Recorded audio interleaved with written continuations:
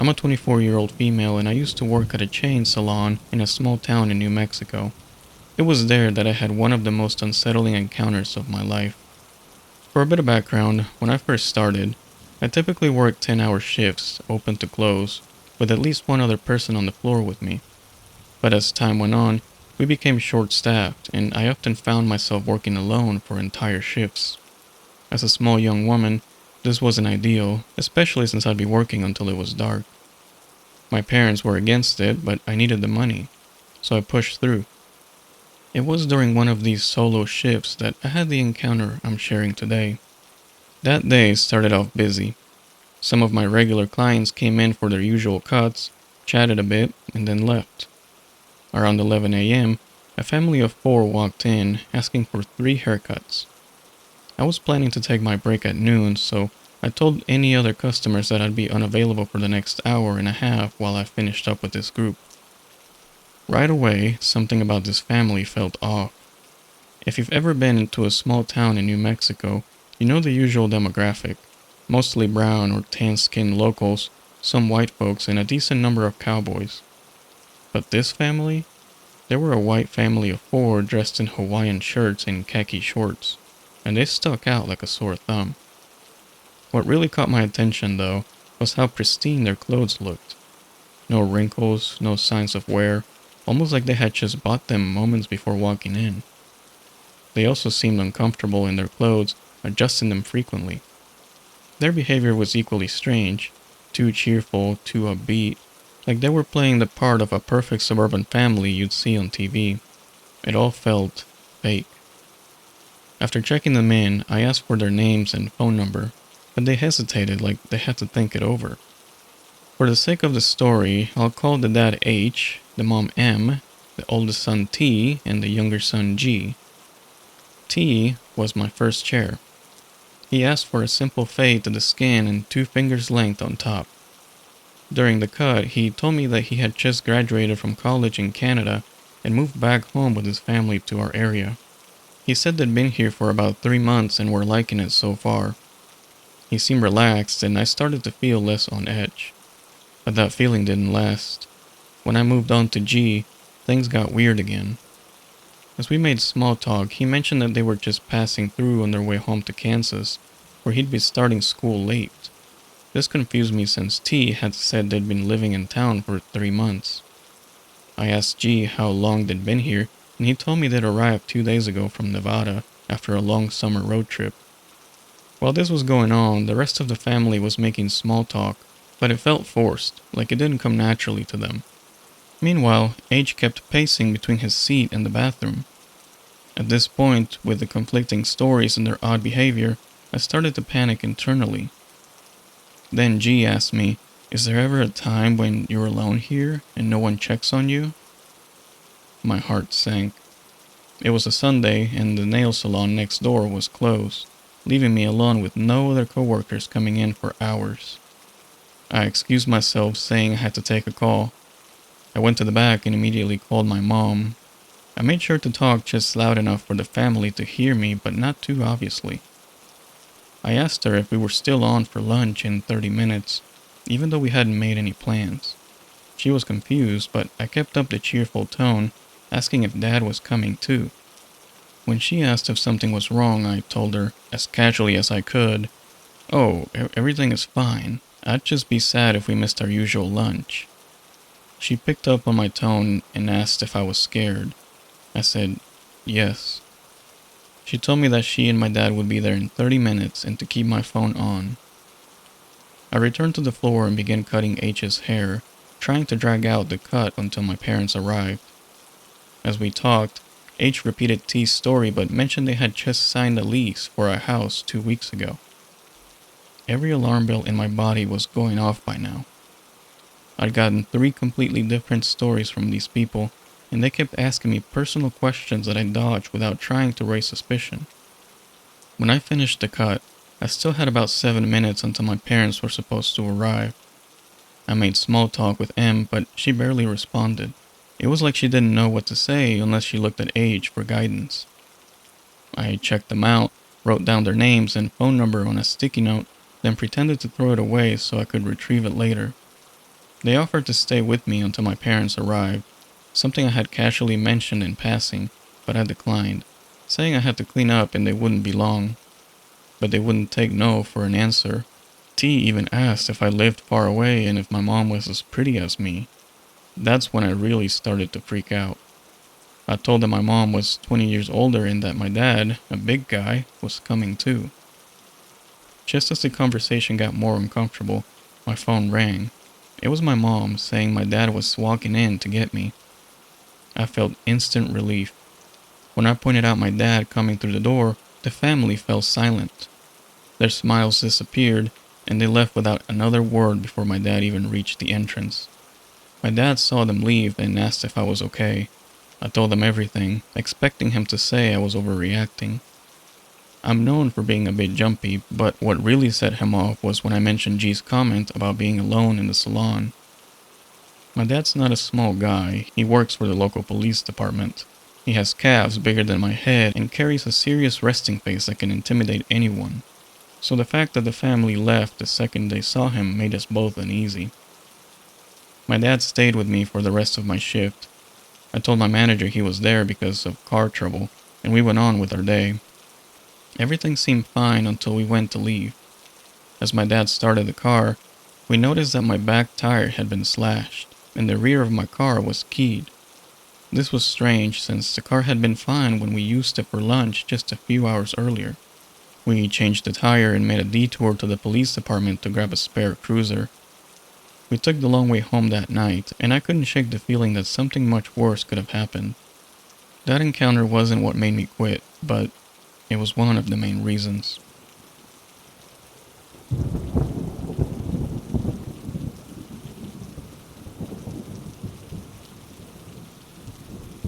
This took place many years ago. I was working at a Sprint store in my local mall. This was before they were swallowed up by T-Mobile. I had only been working there about 3 months and was still in somewhat of the training stages. That day was just me and the person who had been training me, Steve, closing the store. It was a regular weekday, Wednesday I believe, and it had been a fairly slow day. We had our regular share of customers, some wanting to upgrade their phone and others just having issues with their current one. Typical stuff. We were approaching closing time, which for our store was 8 p.m., when a woman, maybe in her 40s, walked into the store.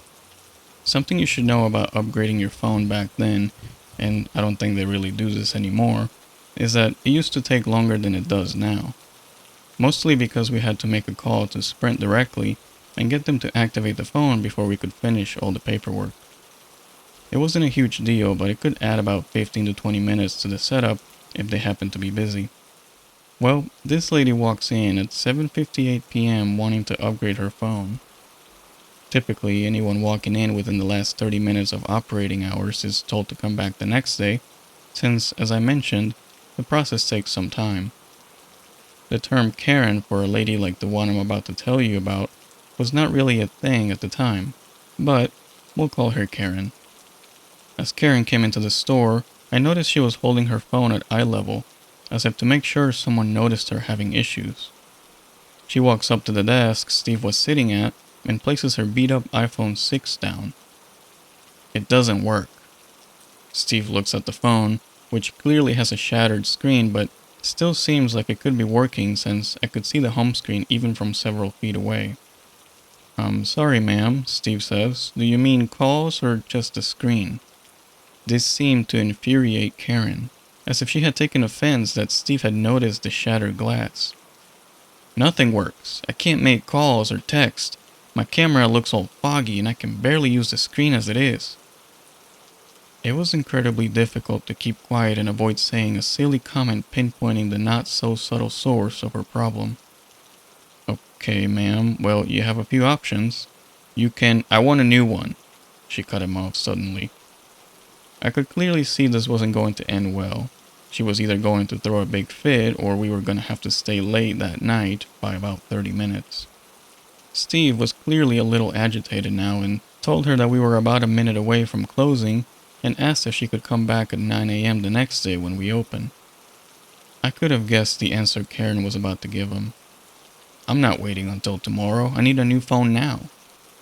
Steve had no choice but to start the process. He got her phone number and other information in order to get her pulled up in the system, and the whole time Karen was just sitting there tapping her foot and staring at Steve as if that would make him work faster.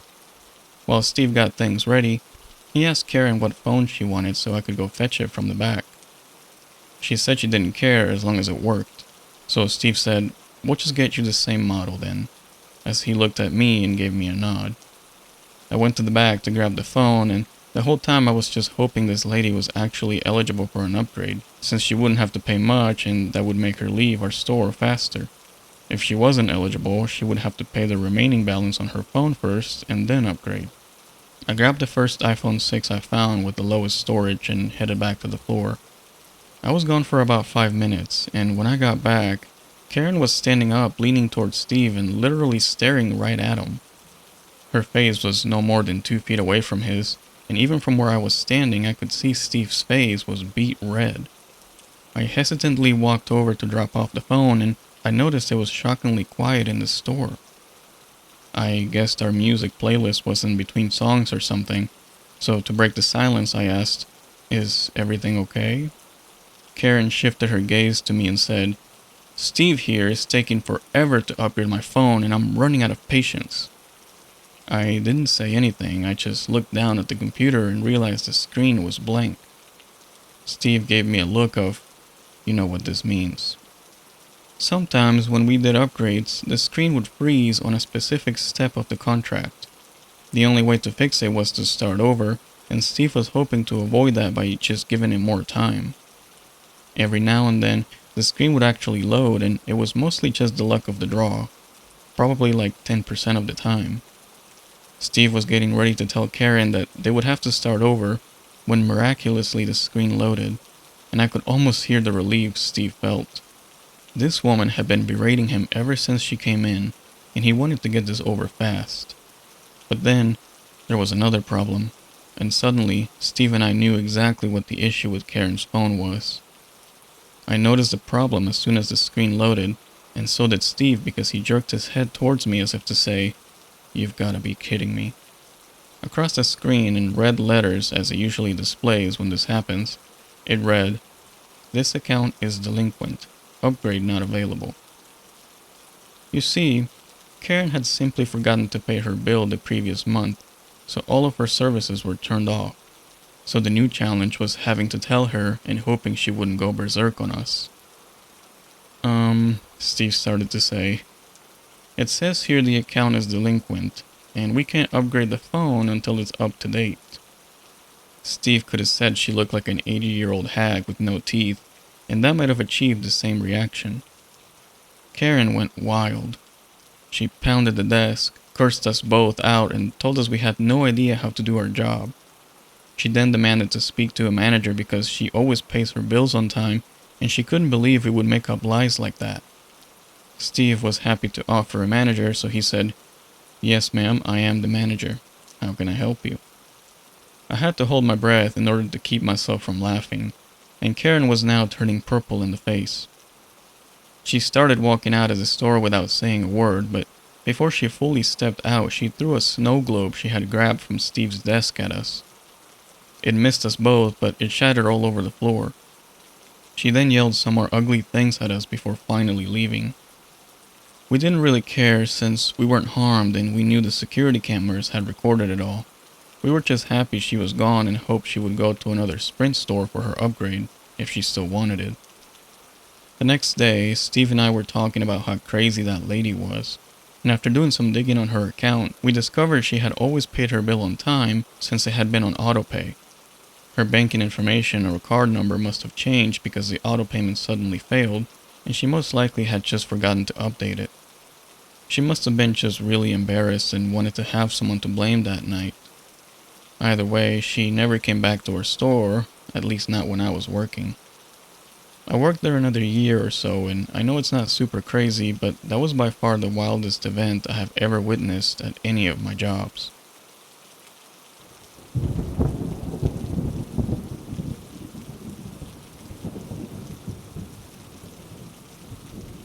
When I was in high school, I worked as a cashier at a family-owned nursery store. I had been there for about 2 to 3 years. Alongside high school, I attended a vocational school where students came from all over the county. Because of this, it wasn't unusual to have friends or know people from neighboring towns. The nursery was the ideal job for a teenager, a great mix of adult and teen employees, and overall, it was a fantastic place to work. One summer, a boy named Connor started working there. I recognized him from the vocational school we attended, and we got a bit friendly at work, but I would have never considered him a friend, just a coworker or an acquaintance. To be honest, I always had an off feeling about him. His mannerisms and actions made me uncomfortable, but he never gave me a concrete reason to dislike him. It was just a gut feeling. Before I go any further, I want to give a little more context about my job. To get to and from work, I either took the bus or got a ride from my dad. The bus stop was about a 15-minute walk from my job and included a transfer at some point. If the buses were on time, it was about a 25-minute commute, but with rush hour and late or full buses, it could take over 45 minutes. My dad only really drove me on the weekends. After a few weeks and more interactions with Connor, I started to get the feeling that he liked me. He would frequently pass by whatever register I was on and sometimes stop to chat. I always maintained a friendly coworker vibe and did nothing to encourage any other feelings. One day, he asked if I wanted a ride home. I found this odd because I didn't think he had a car, as I always saw him skateboard to work. I declined and we went about our day. The next weekend he asked again, and again I declined. I asked if he had a car and he said no, but he could borrow a car from his parents and drive me home. I told him it wasn't necessary and that I didn't mind taking the bus. This exchange happened probably 5 to 6 more times. I gotta give it to him, the boy had some persistence. Every time I politely declined, but after the third time, it started to creep me out. In my high school teenage girl mind, I thought I was making it pretty clear that I wasn't interested in spending more time together.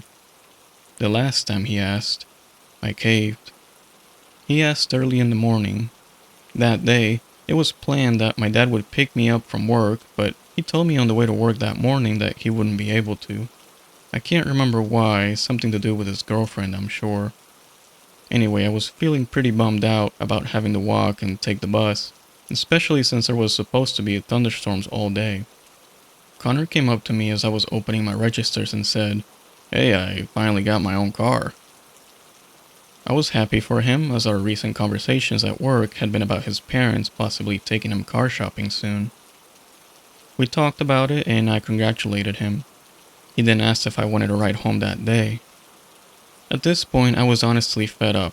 I thought, what the hell, maybe if I say yes and let him drive me home this once, he'd stop asking.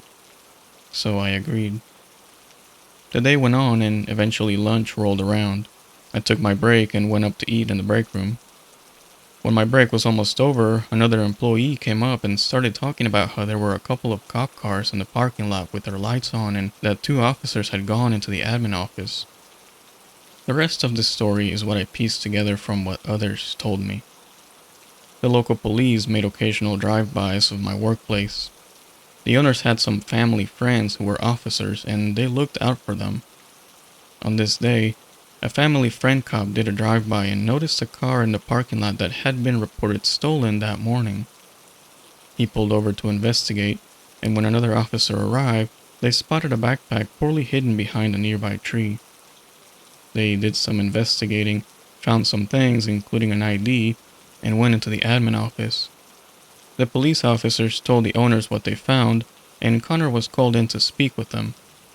It turned out that Connor had stolen his uncle's car that morning. The backpack contained his ID along with rope, duct tape, and a switchblade. When he was called into the office, his uncle and parents were notified. The uncle decided not to press charges, which is why Connor didn't leave with the police that day. The boss asked Connor to leave for the day, and he did. I don't know if he was questioned about the contents of the backpack or what his explanations were. No one knew that he was supposed to give me a ride home that day. I hadn't told anyone. It wasn't until after all this went down that I told my mom, who worked in the admin office. And let's just say that Connor didn't work there much longer after that. The whole thing creeped me out so badly that I made it a point to avoid him at the vocational school. I remember using humor as a coping mechanism for the whole weird situation. My mom and I often joked about the guy who was going to kidnap me. I only remember this now because 2 to 3 years ago, I was scrolling through Facebook and came across a shared in memoriam post. I recognized the face, and when I clicked through the profile, it dawned on me where I knew this face from. It was Connor. I had blocked out this kid and this clearly traumatizing experience so well that I had completely forgotten about him, like his name, that we worked together, and what happened. By that time, it had been 8 years. After some digging, I learned that he had died from a drug overdose. His profile listed previous places of employment, including my old job. This prompted me to message my mom, so I texted her and said something along the lines of, "Do you remember Connor?" She said, "Are you serious? You mean the guy who was going to kidnap you?" That was all she had to say. I had a crazy flashback, and I was so surprised and concerned that I could block something out like that. I'm still trying to process it, as it's been 2 years since that conversation with my mom. But anyway, that's how I was almost kidnapped by a coworker. Who knows what he was planning? You tell me.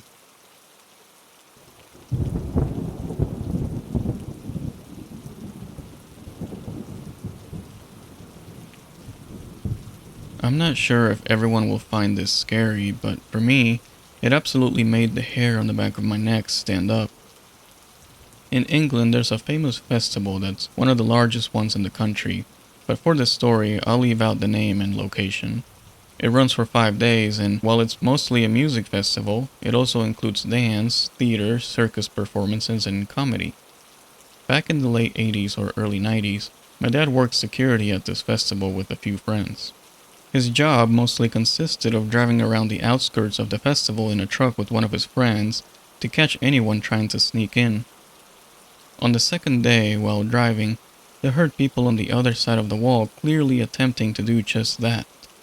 Normally, people would toss their bags over first, so my dad and his friend parked the truck by the wall and got out.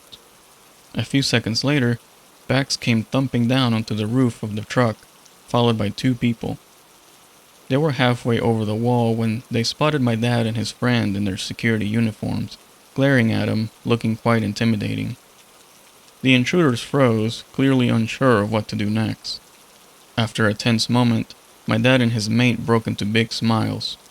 They told the people to hop over and offered to drive them down to the main part of the festival. This wasn't some trick. My dad and his friend honestly didn't care too much as long as people didn't seem like they were there to cause trouble. While driving the group down, my dad got a call over the radio. Another security guard asked him to check out the toilets because something weird was happening. After dropping off the group, they radioed back to ask what exactly was going on. The guard said that someone had reported being bitten on the rear in the toilet. Confused, my dad and his friend asked if it was a joke, but the other guard said no. Though the person who reported it was clearly under the influence of something, so it was probably nothing. Festival toilets, for context, are essentially flimsy setups over a cesspit. Not entirely sure what they were supposed to be looking for, my dad and his mate went to the toilets, took a quick look around, and left. As they continued their patrol, 3 more calls came over the radio with reports of people being bitten in the same way. Security guards closer to the toilets checked it out and found nothing, assuming it was either a prank or a rumor being spread by festival goers who were high and imagining things. My dad and his friend were known among the security team for being strong and capable of handling tough situations. They were usually the ones called in when things got out of hand. So when a 4th call came through, this time a woman with a large bite mark that had broken the skin, they were immediately sent to investigate. The woman had shown the bite to one of the medics, who confirmed it looked like a human bite. Still unsure of what was going on, my dad and his friend rushed down to the toilets. They went into a cubicle and shined the light down to the pit. Not sure what they were expecting, they moved the light around, and just as they were about to give up, they noticed something moving. It was subtle at first, so my dad's friend called out, "Is something down there?" Suddenly, there was more movement. He called out again, "We're not going to hurt you, we just need to know if someone's down there." Silence. Then, out of nowhere, a head popped up from the toilet pit. It was a man, wearing a snorkel and swimming goggles. Stunned, my dad asked him how he got down there, and the man explained that he had tunneled in. I'm pretty sure they had to take the toilet apart to get him out of there. He was covered head to toe in filth as my dad and his friend escorted him back to the security area. No one really knew what to make of the situation. While waiting for the police, the man started talking to my dad. He claimed he had arrived at the festival a week or two early and had dug a tunnel from a neighboring field, with the sole intention of hiding under the toilets and biting people when they sat down. He even said this wasn't the first time he'd done it, though my dad wasn't sure if that was true. According to my dad and his friend, the man was disturbingly polite, but as they put it, he had dead eyes. Even when he was looking right at you, it felt like he wasn't really seeing you. At one point, while talking about how great the festival was, he muttered under his breath, "It's a shame they don't let children in." The police took their time getting there, understandably, and I don't know what happened to him after that. When my dad first told me this story, I felt sick to my stomach. Needless to say, I was terrified of using outdoor toilets for a long time after that. To clarify, this man was clearly suffering from some severe mental illness, something my dad and his friend always stress. He seemed completely unaware that what he was doing was wrong.